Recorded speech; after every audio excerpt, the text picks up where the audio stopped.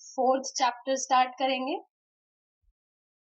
वे to Krishna जो book है कृष्ण की ओर, on the way to Krishna, उसका फोर्थ चैप्टर स्टार्ट करेंगे हम।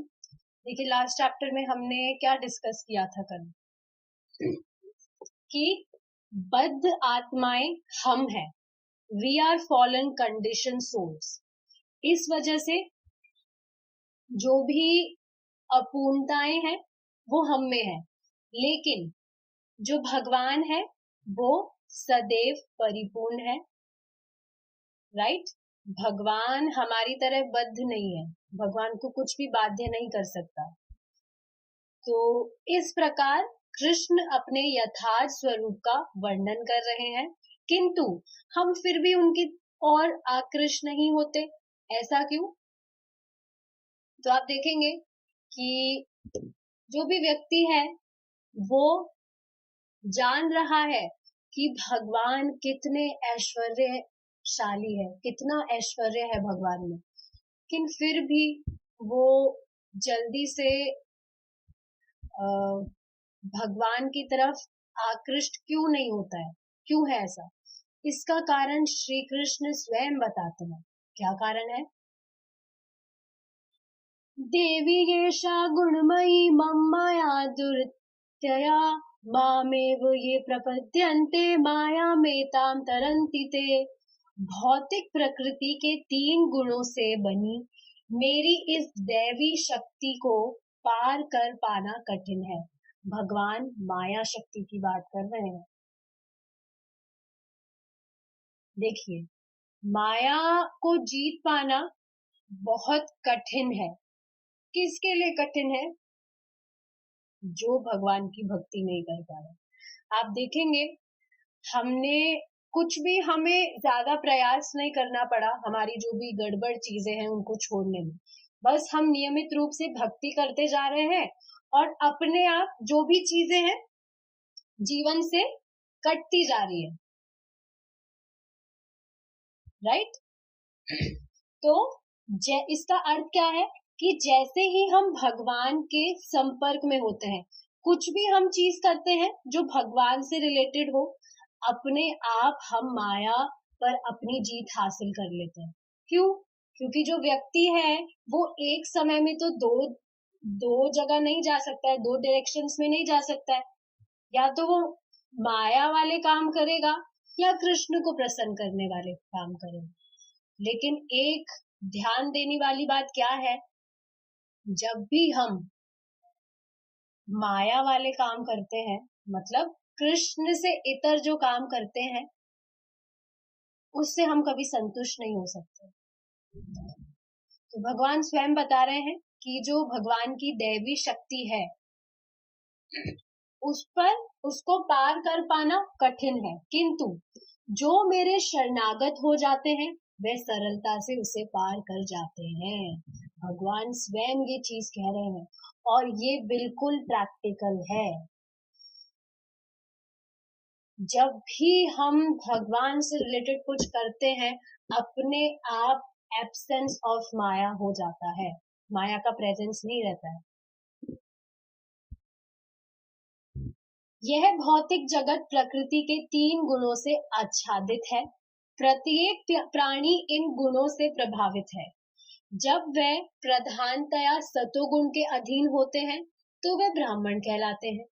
यदि वे रजोगुण प्रधान होते हैं तो क्षत्रिय कहलाते हैं। यदि वे रजोगुण और तमोगुण के अधीन होते हैं तो वो वैश्य कहलाते हैं। तो मतलब गुणों के अकॉर्डिंग यहाँ पर श्रेष्ठता बताई जा रही है। जो ब्राह्मण है, आप देखेंगे ब्राह्मण कौन होता है।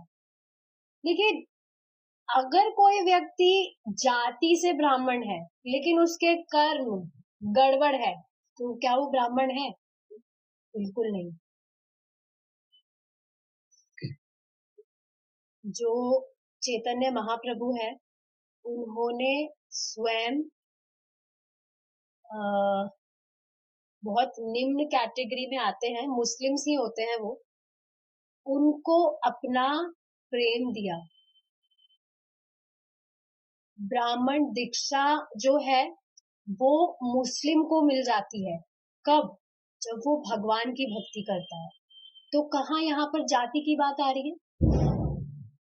आप खुद बताइए, कोई व्यक्ति जो है वो सतोगुण के अधीन है, भगवान की भक्ति कर रहा है, मतलब सारी अच्छी चीजें कर रहा है, तो कहाँ जाति मैटर करती है?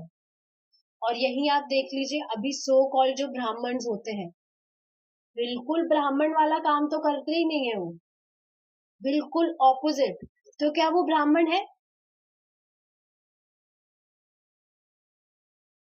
तो काफी लोगों को तो ये भी बहाना मिल जाता है भक्ति एक्सेप्ट ना करने का, वो तो ब्राह्मण है, वो खुद ये सब नहीं कर रहा है, वो खुद ये सब चीजें कर रहा है, वो खुद अनियन गार्लिक खाता है या कुछ भी उल्टा काम करता है, तो वो तो ब्राह्मण है।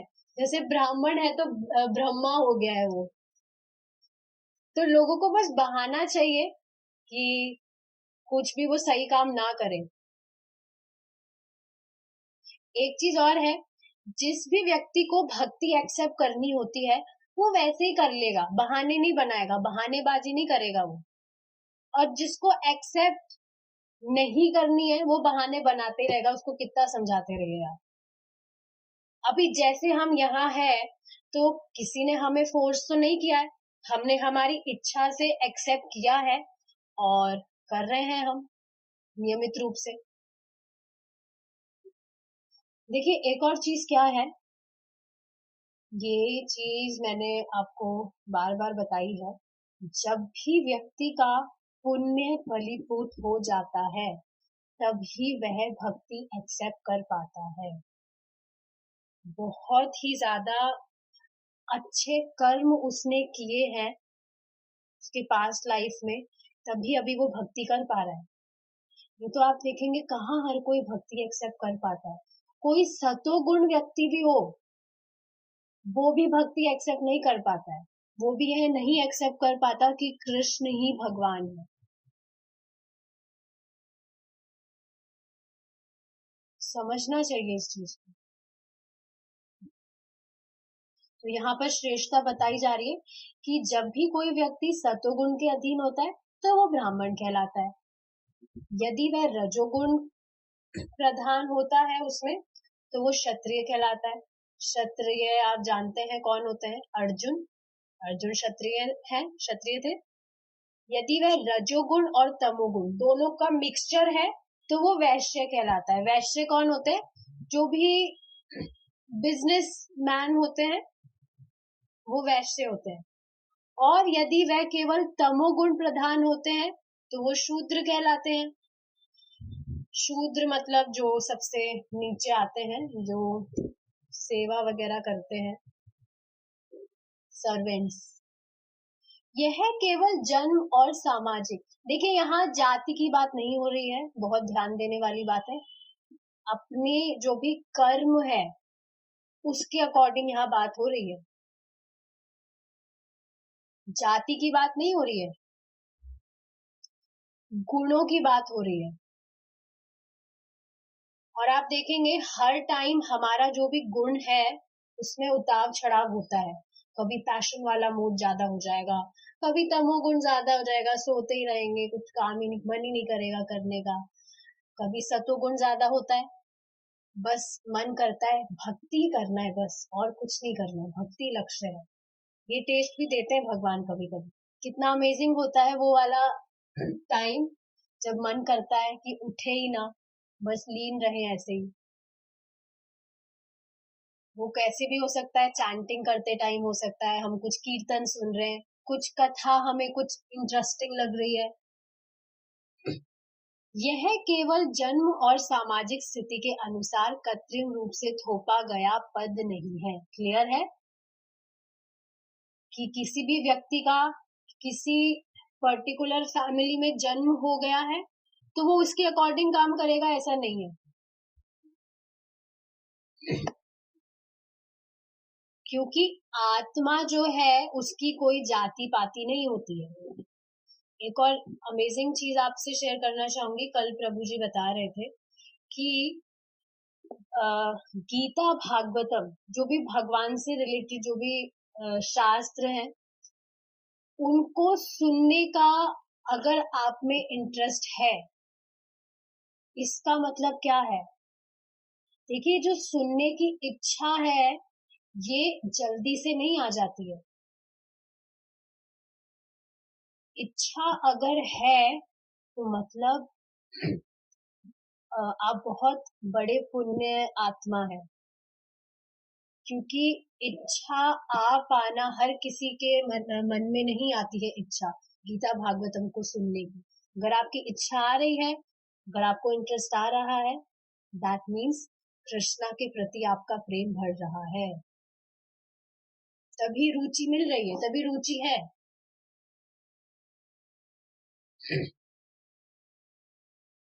आता होगा ना कि आज क्या डिस्कस होगा, आज क्या क्लास में पढ़ाया जाएगा, क्या डिस्कशन होगा आज। पहले तो नहीं होता था ऐसा। भक्ति में टेस्ट मिल रहा है तो डेली अब देखिए, ऐसा तो है नहीं सबको मैं कॉल करके बुलाती हूँ, आ जाइए आ जाइए। सब अपनी इच्छा से आ जाते टाइम होते ही, बिना बुलाए।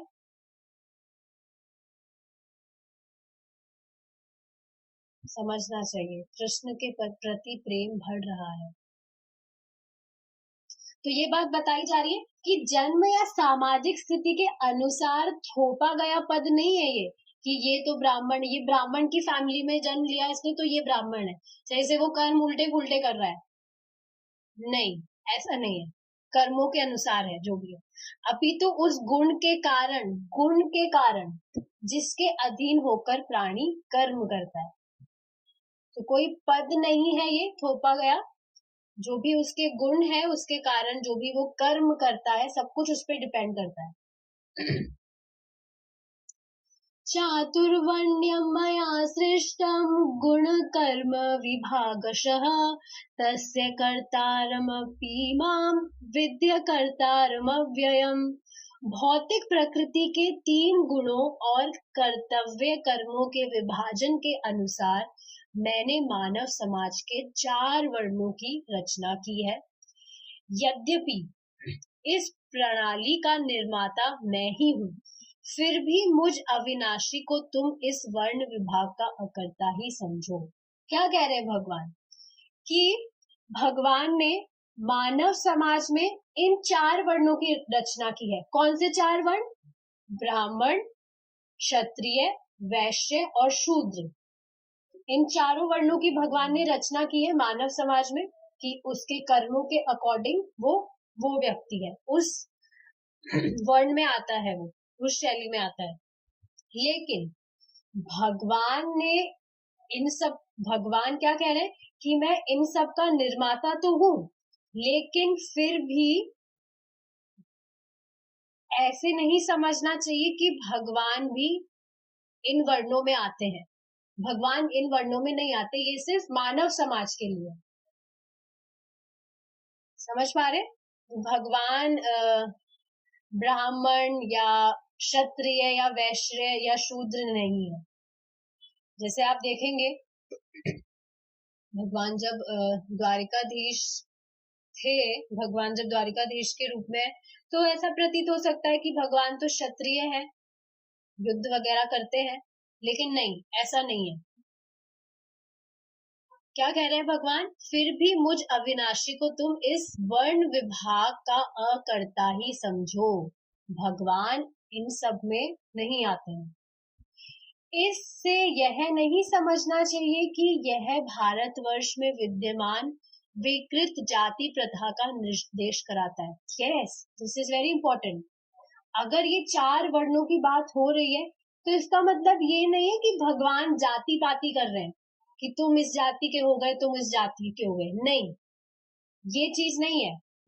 श्री कृष्ण ने स्पष्ट रूप से कहा है, गुण कर्म विभागशः, मनुष्य जाति का वर्गीकरण उन गुणों के अनुसार किया जाता है, जाति के अनुसार चीजें नहीं होती है। तो कोई भी व्यक्ति अपने आप को गुप्ता समझ रहा है, सोनी समझ रहा है, चौधरी समझ रहा है, जोशी समझ रहा है, शर्मा समझ रहा है, कुछ भी समझ रहा है, वो है नहीं। हाँ, उस जो 4 वर्ग है, 4 वर्ग है, उसमें उसके गुणों के अकॉर्डिंग वो फॉल करता है। फॉल का मतलब क्या है, उस कैटेगरी में आता है जिनके अधीन वे कर्म करते हैं। किनके अधीन? गुणों के अधीन, गुणों के अकॉर्डिंग। और यह सिद्धांत सारे ब्रह्मांड के मनुष्यों पर चरितार्थ होता है। जब श्री कृष्ण कुछ कहते हैं, देखिए जैसे ये फोटो है यार, ये ब्राह्मण का है, ये क्षत्रिय है जो युद्ध कर रहा है, ये वैश्य है जो व्यापार कर रहा है, और ये शूद्र है जो गांव में कुछ भी सेवा कर रहा है, किसान। तो जब श्री कृष्ण कुछ कहते हैं तो हमें समझ लेना चाहिए कि वह जो कुछ कहते हैं वह सीमित स्थान के लिए नहीं होता, अपितु विश्वव्यापी सत्य होता है। तो जब भगवान कोई भी चीज कहते हैं तो ऐसा नहीं है कि पर्टिकुलर ग्रुप के लिए है वो चीज, नहीं। जो भी मतलब वो चीज पूरे ब्रह्मांड पे फॉलो होती है। भगवान के धाम की बात नहीं हो रही है, जितनी भी भौतिक जगत है उनकी बात हो रही है। तो यही चीज कहा जा रहा है कि अपितु विश्वव्यापी सत्य होता है, सीमित नहीं होता है कि कुछ पर्टिकुलर एरिया या कुछ पर्टिकुलर ग्रुप या कोई पर्टिकुलर प्लैनेट के लिए है, ऐसा नहीं है। विश्वव्यापी सत्य है। वह स्वयं को सब जीवों का पिता कहते हैं। पिता कहते क्या, भगवान है ही पिता। पशु पक्षी, जलचर, एक्वेटिक एनिमल्स, वृक्ष पौधे, कीड़े कीट पतंग, सभी उनकी सनंतति संतति कहे जाते हैं। संतति मतलब संतान। भगवान की सभी संतान है। श्री कृष्ण घोषणा करते हैं कैसे संतान है, सब आत्मा है, आत्मा भगवान के अंश है। ये चीज तो अब फिक्स हो गई ना माइंड में कि हम ये शरीर नहीं है। हाँ, हो सकता है हम शरीर वाले काम अभी भी करते हैं, करना ही पड़ता है, पर ये चीज तो क्लियर हो गई कि ये शरीर तो हम नहीं है। तो अब जब ये चीज फिक्स हो गई है तो कोई भी व्यक्ति आपके पड़ोसियों में या आपके घर में कोई भी व्यक्ति अपना शरीर चेंज करता है, मरता तो कोई नहीं है, तो फिर शोक का कारण कहाँ रहेगा? शोक तो तब करते थे जब हम समझते थे कि व्यक्ति तो मर गया है, वो तो ये शरीर है। हम समझते थे कि ये तो शरीर है, मर गया ये, और शरीर तो नहीं है।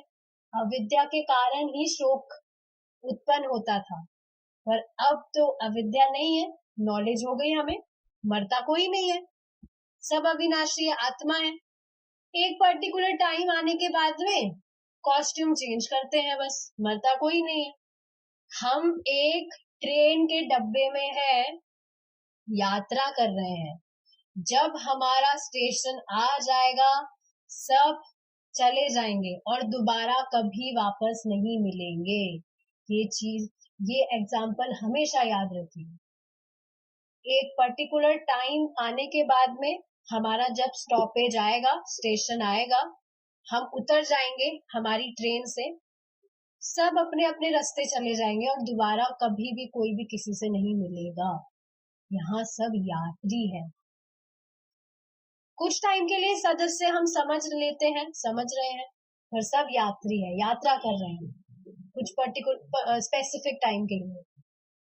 श्री कृष्ण घोषणा करते हैं कि समस्त ब्रह्मांड भौतिक प्रकृति के 3 गुणों के अंतः क्रिया से मोहित है और हम भी उसी माया के वश में है। अतः हम यह नहीं समझ पाते कि भगवान क्या है। देखिए, अभी हम शास्त्र पढ़ रहे हैं तब हम भगवान को जान पा रहे हैं, एक्सपीरियंस तो नहीं कर पा रहे हैं। क्यों? क्योंकि हम इन गुणों से मोहित हैं। गुणों के प्रभाव में आकर ही तो हम काम करने लगते हैं, हमारा उस पर कुछ कंट्रोल कहाँ होता है। सुबह अपने आप ही जो सत्व टाइम होता है, अपने आप मन बहुत शांत रहता है, क्या उस टाइम पे आपका मन करेगा कि हम किसी से कुछ बात करें? पैशन जो दिन वाला जो टाइम होता है उसमें कितनी हम कुछ करते हैं या कुछ काम करें बहुत जोश वाला, कहाँ मन करता है उस टाइम, बिल्कुल मन शांत रहता है, अरे भाई शांति से चैंटिंग करने दो हमें, हमारा भजन करने दो, कोई डिस्टरबेंस नहीं चाहिए हमें, मन अपने आप शांत रहता है। दिन में आप कितना ही शांत होने का प्रयास करें नहीं रह पाएंगे, मोड ऑफ पैशन से प्रभावित होते हैं हम, कुछ ना कुछ करने का मन करेगा, शांत बैठ ही नहीं सकते हैं। और रात को आप देखिए अपने आप तमोगुण छा जाता है, सोना है तो सोना ही है, नींद आएगी तो आएगी। तो हम गुणों से मोहित हैं, इस वजह से मोहित है, इसका मतलब क्या है, माया के वश में है, और इस वजह से भगवान को कहाँ समझ पा रहे, शास्त्र पढ़कर समझ रहे हैं। इस माया का स्वरूप क्या है और इसे कैसे पार किया जा सकता है, यह भी भगवत गीता में स्पष्ट कर दिया गया है। देवी येषा गुणमयी मम माया दुरतया मामेव ये प्रपद्यन्ते मायामेतां तरन्ति ते। भौतिक प्रकृति के 3 गुणों से बनी मेरी इस दैविक शक्ति को पार कर पाना कठिन है। ये तो अभी हमने पढ़ा है, रिपीट हो गया ये फिर से। किंतु जो मेरे शरणागत हो जाते हैं मैं सरलता से उसे पार कर जाते हैं। अभी हमने डिस्कस किया है कि अगर देखिए भक्ति ही एकमात्र प्रोसेस है, कृष्णा की शरण लेना ही एकमात्र प्रोसेस है माया से छुटकारा पाने का।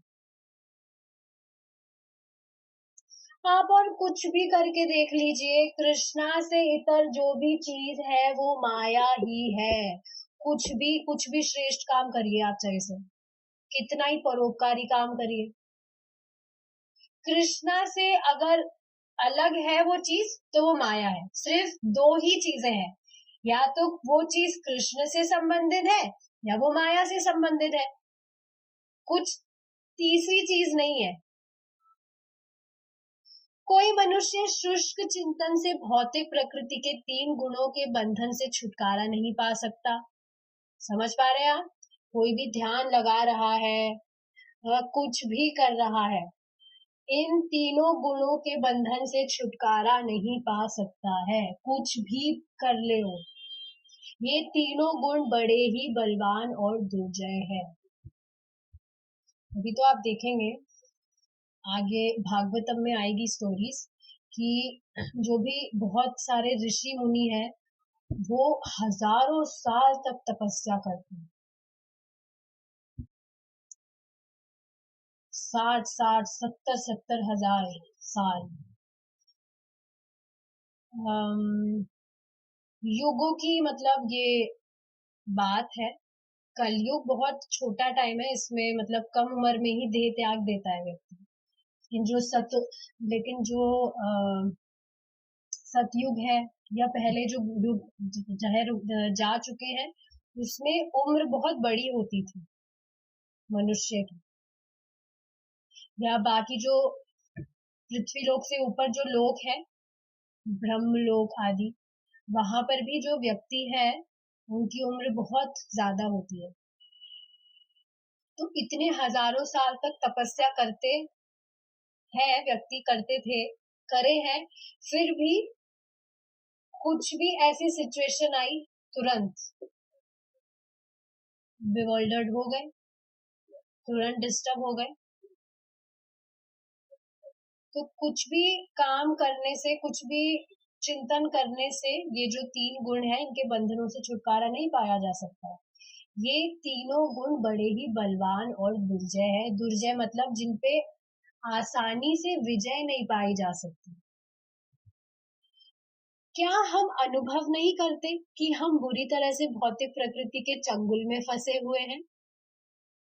अभी हमने ये तो स्पष्ट कर लिया है कि जो भी सुबह का टाइम है हम हेल्पलेस है, मतलब शांत अगर टाइम है वो तो शांत ही रहेंगे हम।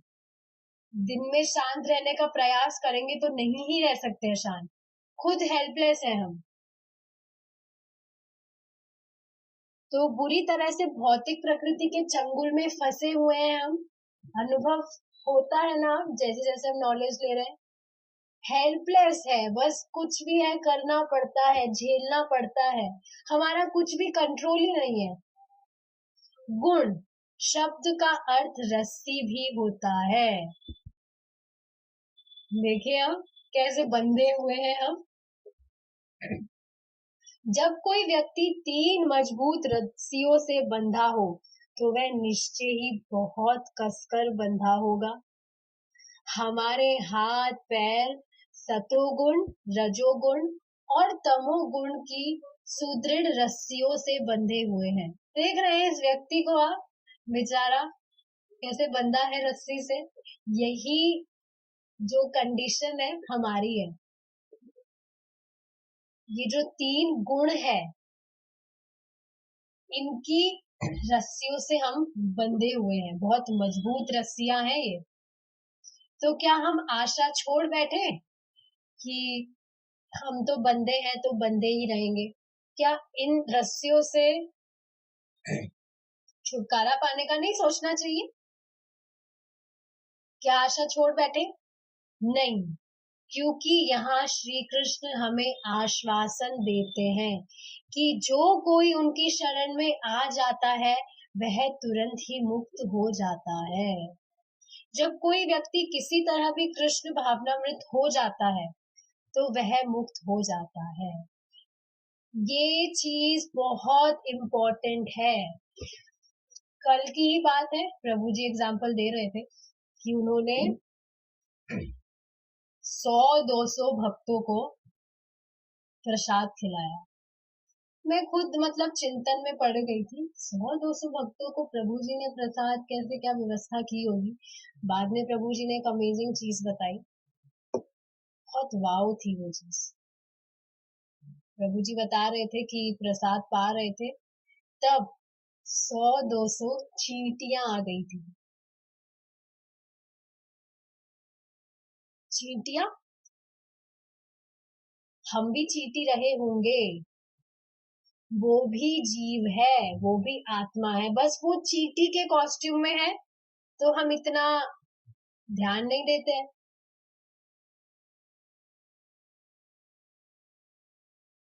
प्रभुपाद एक बार खुद सब प्रसाद पा रहे थे, तो एक कुछ चींटी वगैरह चल रही थी, तो प्रभुपाद ने कहा इसको भी प्रसाद दो। किसी भी जीव को जब हम एक बार भी प्रसाद खिला दे, सिर्फ एक बार की बात हो रही है, निश्चय ही अगला जीवन उसे मनुष्य जीवन मिलता है और उसे भक्ति करने का अवसर दिया जाता है। ऑफ कोर्स उसका लाभ आपको भी होगा अगर आपकी वजह से ही हुआ है तो आज ही मतलब आज की ही बात है, कल की बात है, ऐसा हमें डाउट हो रहा था कि हमारे रूम में चूहा घुस गया। तो मैंने सोचा कि जो प्रसादम चपाती है वो लगा देते हैं पिंजरे में। अब वो जो चूहा था वो बहुत इंटेलिजेंट था, चपाती गायब कर गया पर पिंजरे में नहीं फंसा वो। बट मुझे बहुत अमेजिंग क्या लग रहा था कि उसने प्रसाद पाया। तो लिटरली मैं ये चीज सोच रही थी कि कृष्णा की भी क्या प्लानिंग है। वो चाह रहे थे कि वो चूहा घर में आए, प्रसाद वो पाए और उसे अगला जीवन मिले, भक्ति करने का मौका मिले। डिवोटीज इस तरह से ही सोचते हैं। जो भौतिकतावादी लोग हैं उनके दिमाग में तो कभी ये चीज आ भी नहीं सकती। वो तो परेशान ही होंगे, अरे हमारे घर में चूहा घुस गया, निकालो ये वो। कितनी अमेजिंग चीज है ये। उसने प्रसाद पाया, हम भी कभी चूहे रहे होंगे। ऑफ कोर्स ऐसे नहीं बोल रही घर में आप चूहे पालिए ऐसा नहीं कह रही हूँ मैं, बट सोचना चाहिए ना कि प्रसाद कोई भी पा रहा है, अगला जीवन उसे मनुष्य जीवन मिलेगा। तो करना चाहिए ये चीज। आपकी छत पे भी आप प्रसादम जल डाल सकते हैं, प्रसादम जल पक्षी पिएंगे, कैसे ना कैसे क्या कहा जा रहा है यहाँ, जब कोई व्यक्ति किसी तरह भी कृष्ण भावना भावित हो जाता है तो वह मुक्त हो जाता है, मुक्त होएगा ही वो। क्यों? क्योंकि वो भगवान के संपर्क में कैसे ना कैसे आ गया वो। भक्ति अब वो करेगा, दिस इज फॉर श्योर। भक्ति करेगा तो मुक्त होएगा ही और भगवान के पास जाएगा।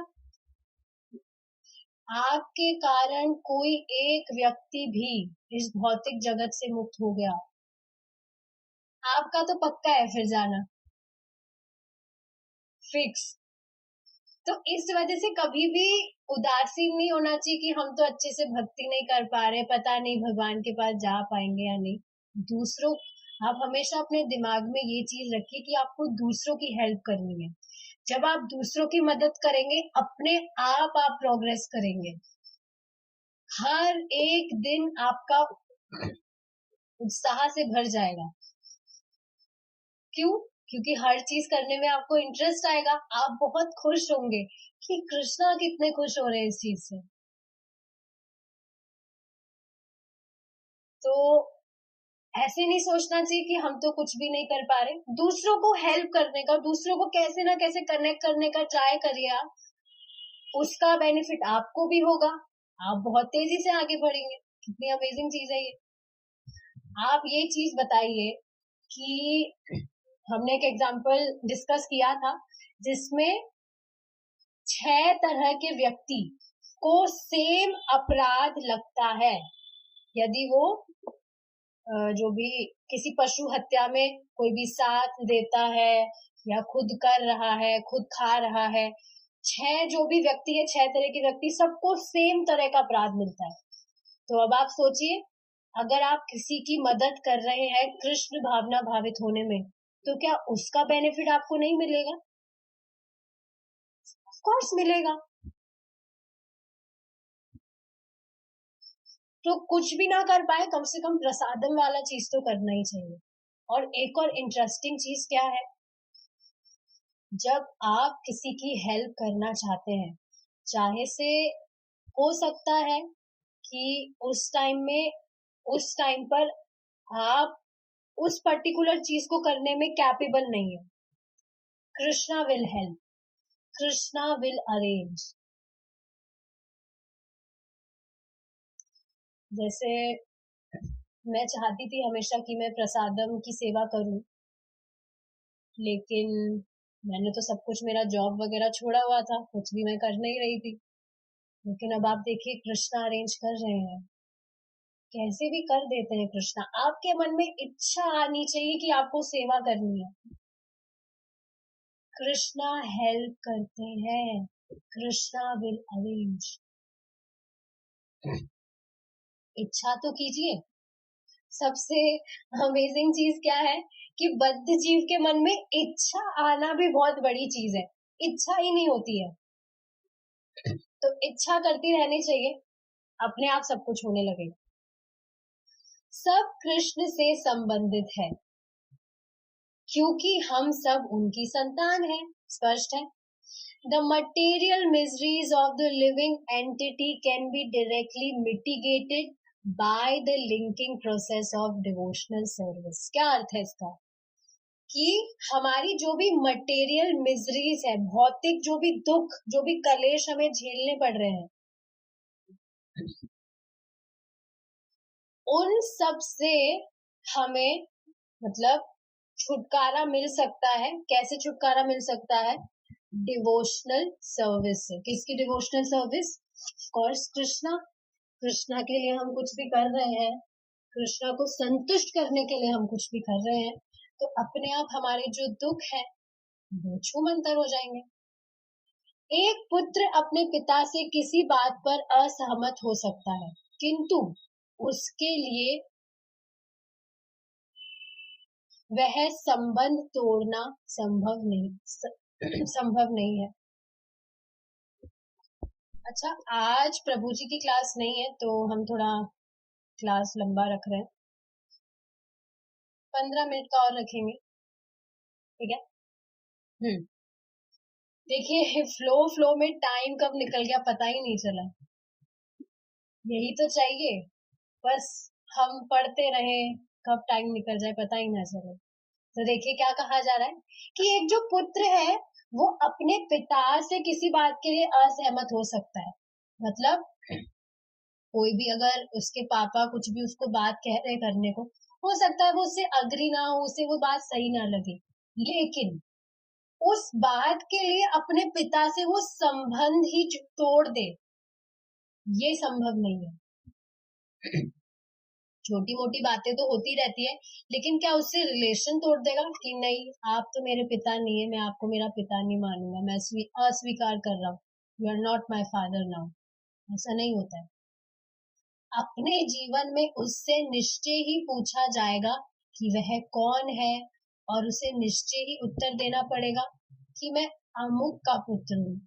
मतलब ये एग्जाम्पल दिया है कि मैं इनका बेटा हूँ। पूछा जाता है ना बच्चों से स्पेशली कि बेटा कौन हो आप, कौन है आपके पापा, तो बच्चा ऐसे ही तो अपना इंट्रोडक्शन देता है।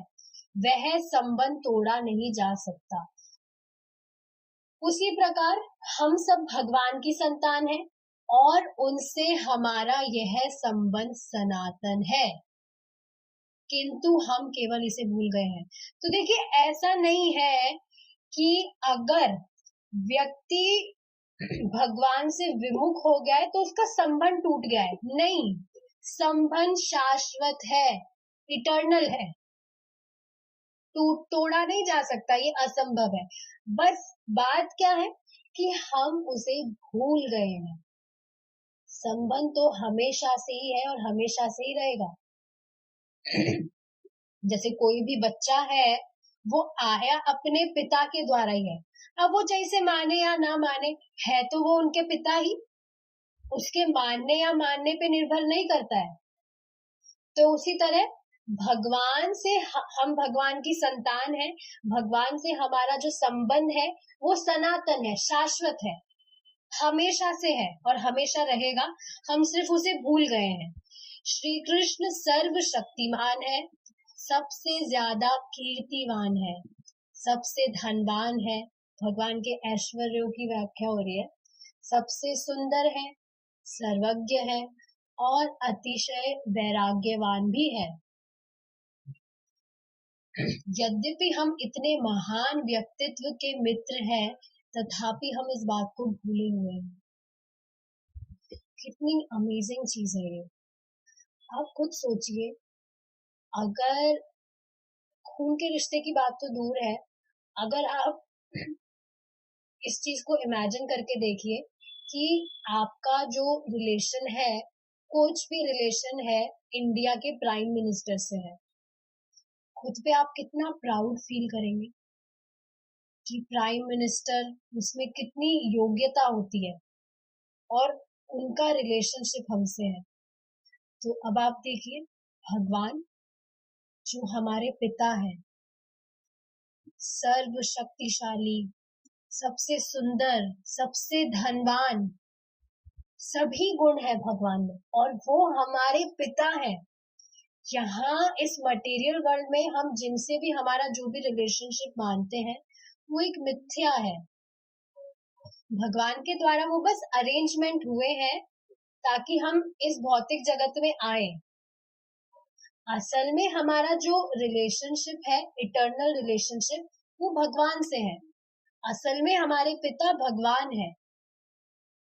तो आप सोचिए कितनी प्राउड वाली चीज है ये कि हमारे पिता कृष्णा है, हम उनके जीव हैं, हम इतने महान व्यक्तित्व के मित्र हैं, संतान हैं, तथापि हम इस बात को भूले हुए हैं। मित्र का मतलब क्या होता है? हमारे जो पिता है वो भी तो हमारे मित्र होते हैं, हम उनकी संतान है बट वो भी तो हमारे दोस्त होते हैं। तो ये ऐसे बताया जा रहा है। यदि एक धनी व्यक्ति का पुत्र अपने पिता को भूल जाता है, अपना घर छोड़ देता है और पागल हो जाता है, तो सोने के लिए भले ही वह सड़क पर लेट जाए, भोजन के लिए भिक्षा मांगे, लेकिन यह सब उसकी विस्मृति के कारण है।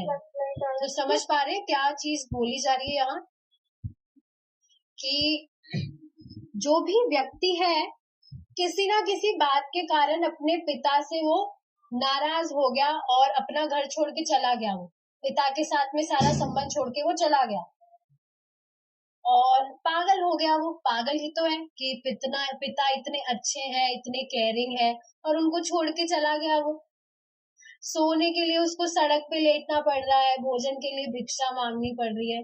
किस चीज के कारण है ये? इसके पागलपन का कारण ही तो है। विस्मृति मतलब इस चीज को भूल गया है वो कि उसके जो पिता है वो कितने ज्यादा ऐश्वर्यवान है, तभी तो ये सब चीज कर रहा है वो। ये किसी और की स्थिति नहीं है, हमारी ही स्थिति है। हम भगवान से हमारा संबंध भूल गए हैं, तभी तो हमें ये मटेरियल सफरिंग्स, मिजरीज सफर करनी पड़ रही है। तो ये पागलपन ही तो है हमारा। किंतु यदि कोई व्यक्ति उस भूले हुए व्यक्ति को यह बता दे कि वह केवल इसलिए दुख भोग रहा है कि उसने अपने पिता का घर छोड़ दिया है, और यह है कि उसका पिता एक बहुत धनी व्यक्ति है और विशाल संपत्ति का स्वामी है, और इस बिछड़े हुए पुत्र को फिर से पाने के लिए उत्सुक है, तो उस पुत्र को बहुत लाभ हो सकता है। समझ पा रहे हैं आप? हम यहाँ पर फंसे हुए हैं। हम यहाँ पर फंसे हुए हैं। एग्जाम्पल से समझाया जा रहा है कि जो पुत्र है वो पुत्र अपने पिता से नाराज होके घर छोड़कर आ गया वो, और ऐसे दुखी हो रहा है, वो कुछ भी सहन करे जा रहा है, लेकिन वो इस चीज को भूल गया है कि उसके जो पिता है वो इतने धनवान है, इतने शक्तिशाली है। इस चीज को भूल गया, तभी तो ये सब चीजें कर रहा है वो, पागलपन के कारण। लेकिन यदि उसको ये चीज याद दिलाई जाए फिर से कि तुम जानते नहीं हो तुम्हारे पिता कौन है, बिना मतलब में परेशान हो रहे हो, और जबकि जो पिता है वो भी अपने पुत्र को पाने के लिए बहुत उत्सुक है, तो उस पुत्र को जब ये बात बताई जाए तो हाँ, देखिए एक चीज, देखिए ये पॉइंट क्यों बोला जा रहा है। ऐसा हो सकता है कि जैसे वो जो पुत्र है उसको जब ये चीज बताई जाए, अपने पापा की रियल आइडेंटिटी के बारे में बताया जाए, तो वो उदासीन हो सकता है कि मैं कितना बुरा हूँ, मेरे पापा इतने अच्छे हैं और मैंने उनके साथ इतना खराब व्यवहार किया, उनसे ही मैं विमुख हो गया, तो अब तो मुझे एक्सेप्ट नहीं करेंगे मेरे पापा। लेकिन यहाँ क्या चीज बताई जा रही है? फिर से पाने के लिए उत्सुक है। तो देखिए माय डियर डिवोटीज, कभी भी ऐसा नहीं सोचना चाहिए कि भगवान हमें रिजेक्ट कर देंगे।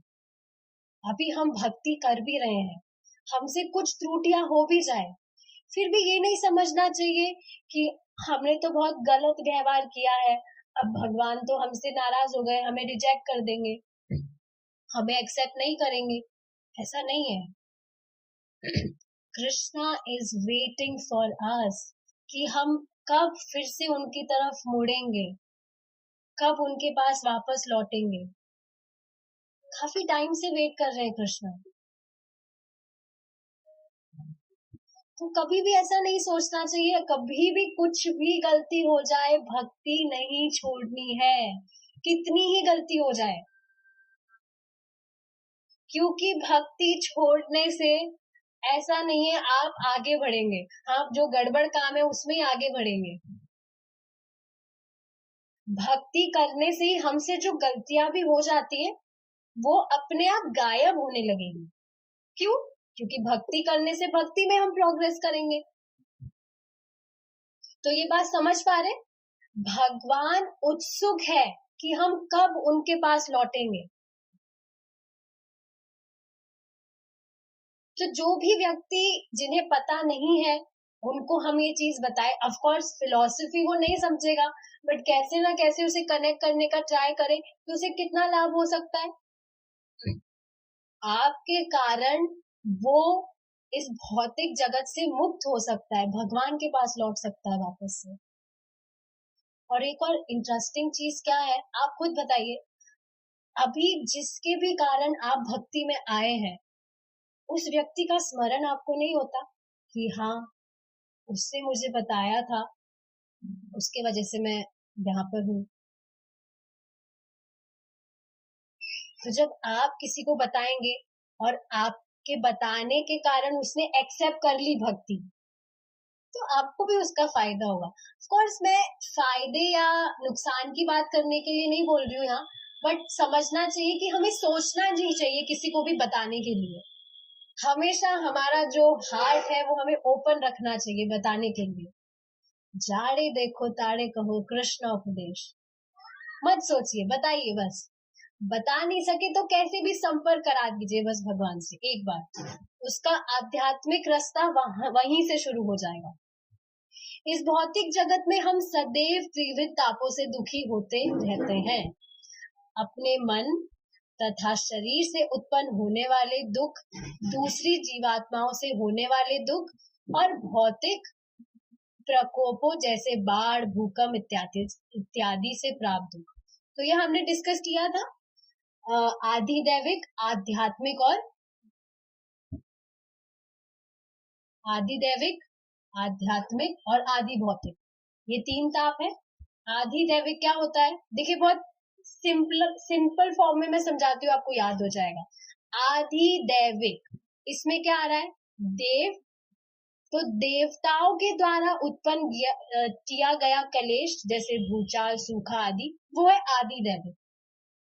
स्पष्ट है?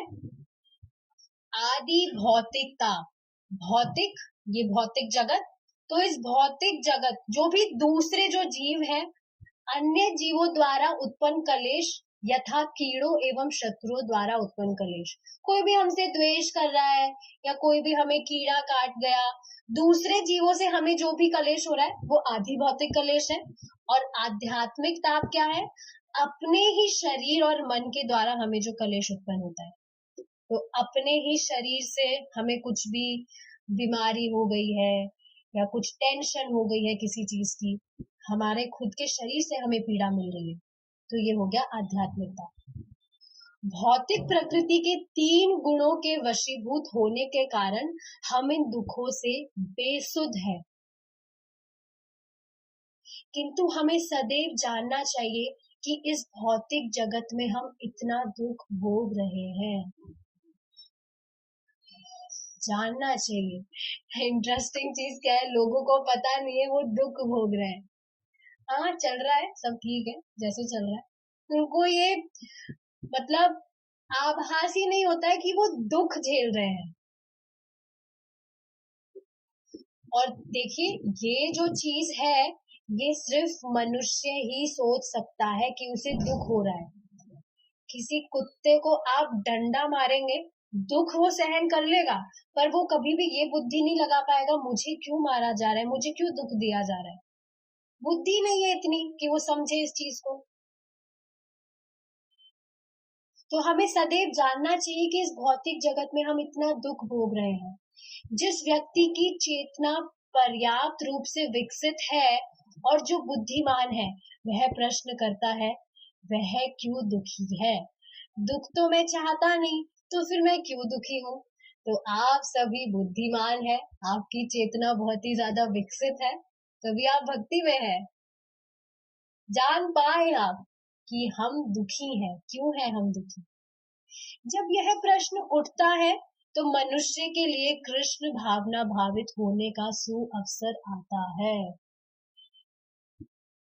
जैसे ही हम श्री कृष्ण की शरण में जाते हैं, कृष्ण हमारा हार्दिक स्वागत करते हैं। यस, क्योंकि कृष्णा तो खुद वेट कर रहे हैं कि हम कब उनके पास, उनकी तरफ टर्न करेंगे। तो कभी भी ऐसा नहीं सोचना चाहिए कि हम कुछ भी कर रहे हैं, क्या कृष्णा देख रहे हैं? इस कृष्णा नोटिसिंग, देख रहे हैं कृष्णा, इतने सारे लोग हैं, मुझे देख रहे होंगे इतनी भीड़ में। कृष्णा सबको देखते हैं। इनफैक्ट सुबह जो मंगला आरती हम अटेंड करते हैं, कभी अगर मिस कर देते हैं तो कृष्णा वेट कर रहे होते हैं, सोच रहे होते हैं कि आज वो नहीं आया,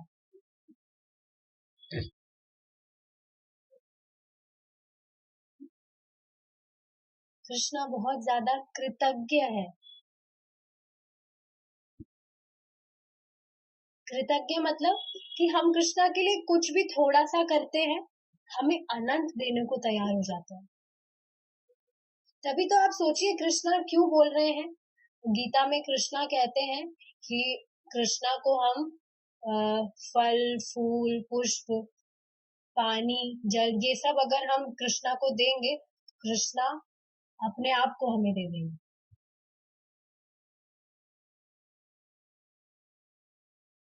अपने आप को मुक्ति दे देंगे। कृष्णा ऐसे कहते हैं। तो क्या कृष्णा के पास पानी की कमी है या फल फूल की कमी है? किसी भी चीज की तो कमी नहीं है, पर कृष्णा चाहते हैं हम उनको दें, क्योंकि कृष्णा खुद बहुत कृतज्ञ है, वो हमें देना चाहते हैं। कृष्णा कभी भी फ्री में सेवा नहीं लेते हैं।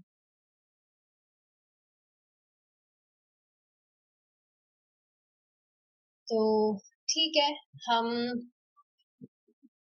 यहाँ रुकते हैं अब, क्योंकि ये क्लास तो फिर बहुत लंबी चल सकती है। ठीक है, वी विल स्टॉप हियर। किसी का कुछ क्वेश्चन है तो पूछ सकते हैं, नहीं तो वील मीट टुमारो। है कुछ क्वेश्चन? नो? Okay.